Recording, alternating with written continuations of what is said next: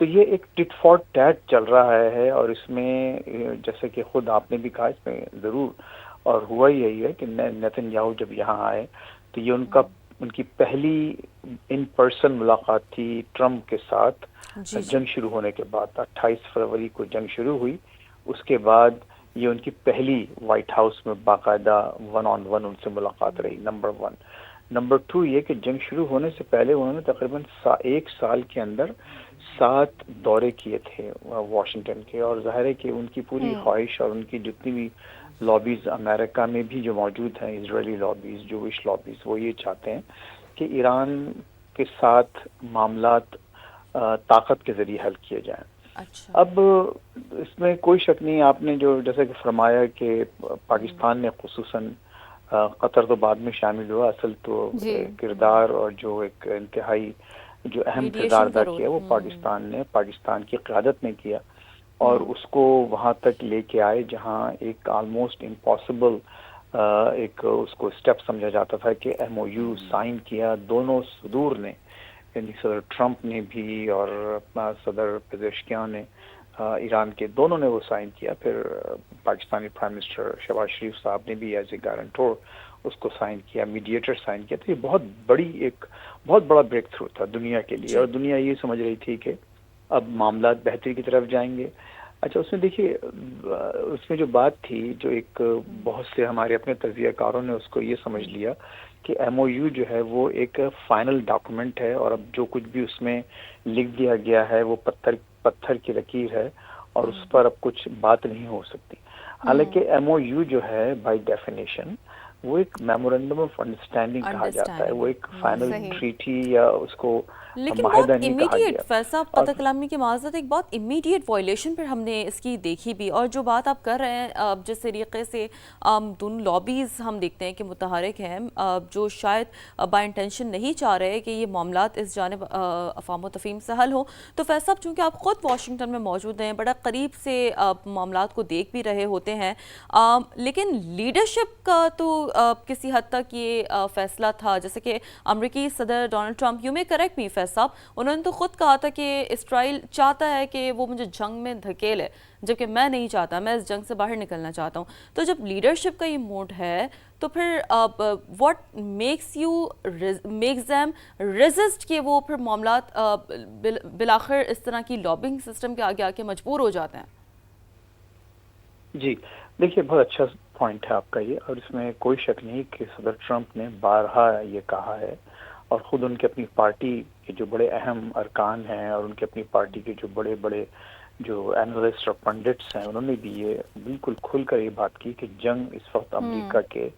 حق میں نہیں ہے، امریکہ کے مفاد میں نہیں ہے، اور امریکہ کا براہ راست ایران کے ساتھ کوئی ایسا کلیش نہیں ہے، ایسا کوئی بہت بڑا کانفلکٹ نہیں ہے جس کی بنا پر آپ جا کر اتنے شدید حملے وہاں کریں. یہ ایک بالکل سوچی سمجھی رائے صدر ٹرمپ کی بھی ہے، اور بالکل. ان کے آس پاس کے لوگوں کی رہی ہے. لیکن جیسا کہ خود پھر وہ جو آپ کا جو کامنٹ تھا، میں وہ الفاظ تو نہیں دہراؤں گا، لیکن جو آپ کا کامنٹ تھا کہ نیتن یاہو بہرحال یہاں پر آئے، انہوں نے پھر ایک ون آن ون ان سے میٹنگ کی، اور پھر باقاعدہ ان کی کیبنٹ کے ساتھ میٹنگ کی، اور آپ نے دیکھا کہ دوبارہ ایک طرح کی ایک ہارڈ لائنر ایک پوزیشن یہاں امریکہ نے اور ٹرمپ نے خصوصاً لی ہے. اچھا دیکھیے، اس میں اب یہ بھی ہے کہ ظاہر ہے کہ خود ایران کا جو معاملہ ہے وہ ایران کی اپنی جو کیا سوچ ہے، وہ یہ سمجھتے ہیں کہ ہم امریکہ کو مشکل میں ڈال کر کم از کم ان کے حق میں یہ ہے کہ اگر وہ بات چیت کریں گے تو ان کو اس بات پر اعتبار نہیں ہے کہ اگر ہم نے بات چیت کر بھی لی تو پہلی کی طرح یہ نہیں ہوگا کہ دوبارہ پھر ہم پر حملے کر دیے جائیں گے. بالکل اور ایسے فیض معاہدوں صاحب، کے قطع کلامی کی معذر جاتی ہوں، لیکن مسئلہ تو یہ ہے نا کہ اب تمام تر صورتحال سے کیسے نمٹا جائے. صدر ٹرمپ بھی دو باتیں کرتے ہیں، ایک طرف حملے کی تو دوسری جانب ایران سے معاہدے کی امید ظاہر کرتے ہیں. کیا خود امریکی صدر کو یہ سمجھ نہیں آ رہا کہ کیا کرنا ہے، کیا کرنا چاہیے، کیا نہیں کرنا چاہیے؟ دیکھیے وہی بات ہے کہ اگر ٹرمپ کو اس وقت اگر چوائس ہے اور ان کے پاس، تو ان کی ذاتی اس وقت خواہش یہ ہے کہ وہ اس وقت فوری طور پر اس جنگ سے نکل آئیں. یہ انہوں نے نہ صرف بارہا اس کا اظہار بھی کیا ہے، اور خود ان کا ڈیمینر اور ان کا وہ، چونکہ دیکھیے وہ ہر وقت یہ بھی کہتے ہیں کہ ہاں ہم بات چیت کر رہے ہیں، ہم ایرانی ہم سے بات چیت کرنا چاہتے ہیں، وہ اپنے انداز میں کہتے ہیں، لیکن وہ کہتے یہی ہیں کہ بات چیت ہو رہی ہے، بات چیت ہوگی، اگر بات چیت نہیں ہوئی تو ہم حملے کریں گے۔ لیکن جو اب دیکھیے اس میں ظاہر ہے کہ پاکستان چونکہ ایک پڑوسی ملک ہے، 900 کلومیٹر کا بارڈر شیئر کرتے ہیں، اس کے بعد ایک برادر اسلامی ملک ہے، تو ظاہر ہے کہ وہاں کے عوام کو کی ہمدردیاں یقیناً ایران کے ساتھ ہیں، لیکن کچھ چیزیں ایسی بھی ہیں جو ایران کے ذہن میں، جو وہاں کے جو پالیسی میکرز ہیں، جیسے میں نے اس سے پہلے عرض کیا کہ وہ ان کو یہ بات سمجھ میں آئی ہے کہ اگر ہم نے اس موقع پر مفاہمت کر کے، کوئی معاہدہ کر کے خاموش ہو گئے اور ہم نے اپنا لیوریج اسٹریٹ آف ہارمز پر ختم کر دیا، اگر ہم نے اس کو بالکل نیویگیشن کے لیے، جہاز رانی کے لیے کھول دیا، تو پھر ہمارے ہاتھ میں کچھ نہیں رہے گا۔ یہ میں ایرانی قیادت کی بات کر رہا ہوں، اور پھر ہوگا یہ کہ جب ہمارے ہاتھ میں کچھ نہیں رہے گا تو پھر امریکہ اور اسرائیل دونوں مل کر پھر ہم پر شدید حملے کریں گے، اور پھر ہم اس لیوریج کو استعمال کرنے کی پوزیشن میں نہیں ہوں گے۔ تو اس وقت جو اصل مسئلہ اٹک گیا ہے آ کے وہ ہے کہ کس کا حق حاکمیت ہے آبنائے ہرمز پر۔ ایران اپنی تاریخ اور اپنی جغرافیہ کی وجہ سے یہ سمجھتا ہے کہ اس کو اس آبنا کو، یعنی اس اسٹریٹ کو کنٹرول کرنے کا پورا حق اس کو ہے، اور یہ بات ظاہر ہے کہ اس کے جو پڑوسی ممالک ہیں، خصوصاً عمان ہوا یا یو اے ای ہے اور دوسرے جو گلف کنٹریز ہیں، ان کو بھی یہ بات گوارا نہیں ہے کہ وہ صرف اتنی اہم آبی شاہراہ پر صرف ایک ملک کا اور ایک قیادت کا کنٹرول ہو۔ تو یہ ایک آپ اس وقت ایک پورا جو ایک وجہ تنازع ہے وہ یہ بنا ہے کہ کون اس کو کنٹرول کرے گا اور کس طرح سے کھولا جائے۔ ٹرمپ کی اس وقت جو خواہش ہے اور جو ان کی ترجیح ہے وہ یہ ہے کہ فی الحال اس کو پوری طرح سے کھول دیا جائے، اور وہ بارہا آپ جو سینٹ کام کا آپ نے بھی ایک پریس ریلیز اپنی اسکرین پہ دکھایا تھا اس سے پہلے، لیکن ہر تھوڑی دیر بعد وہ ایک پریس ریلیز دیتے ہیں، وہ کہتے ہیں کہ اسٹریٹ آف ہارمز بزنس کے لیے کھلی ہے، وہاں سے جہاز آ رہے ہیں، جا رہے ہیں، اور ایک ایک نیویگیشن ہو رہی ہے، لیکن ظاہر ہے کہ ایران نے اپنی کارروائیوں سے اس کو پوری طرح سے بند نہیں کیا۔ اچھا دیکھیے اسٹریٹ بہرحال وہ ایک، اس میں بھی کوئی شک نہیں کہ چھوٹی جگہ ہے، لیکن اتنی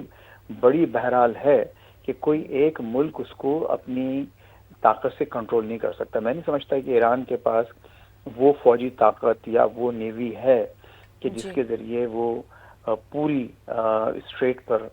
کنٹرول اپنا رکھ سکے اور اس کو مینج کر سکے، جب تک کہ تمام جو آس پاس کے اور دیکھیں نا ممالک یہ ہیں۔ فیصلہ اسٹریٹ آف ہارمز والا جو معاملہ ہے سارا کا سارا، وہ یہ اس کا میکانزم طے ہونا چاہیے، ایران تو اسی بات پہ قائم ہے، اور بہت زیادہ اس بالخصوص جنگ کے بعد اب یہ چیزیں، اس کی امپورٹنس، اس کی جو اہمیت ہے وہ گلوبل چین کے سطح امپیکٹ کر سکتا ہے،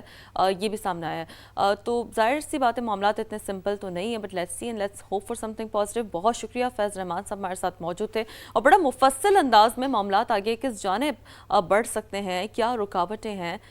کیا چیلنجز ہیں، اس بڑا تفصیلاً سما کے ناظرین کو اپنا انالیسس دیا۔ تو جی آگے بڑھتے ہوئے آپ لوگوں کو یہ بتا دیتے ہیں کہ سعودی عرب کا غزہ میں اسلحے کے خاتمے سے متعلق معاہدے کا خیر مقدم، سعودی وزارت خارجہ کے معاہدے پر امریکی صدر کی قیادت کی تعریف سامنے آئی ہے، اور سعودی وزارت خارجہ کے غزہ میں جامع امن منصوبے پر مکمل عمل درآمد پر زور بھی اس موقع پر سامنے آیا۔ سعودی عرب کا غزہ سے اسرائیلی افواج کی مکمل انخلا کا بھی مطالبہ ہے، انسانی امداد کی بلا تعطل فراہمی ممکن بنائی جائے۔ سعودی وزارت خارجہ نے ایسا کہا ہے۔ فلسطینی اتھارٹی کی غزہ واپسی امن منصوبے کی کامیابی کے لیے اہم قرار اور 2 ریاستی حل کی حمایت کرتے ہیں، یہ بھی بہت امپورٹنٹ سٹیٹمنٹ ہے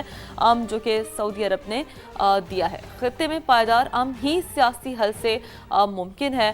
سعودی وزارت خارجہ کی جانب سے یہ بھی کہا گیا ہے۔ تو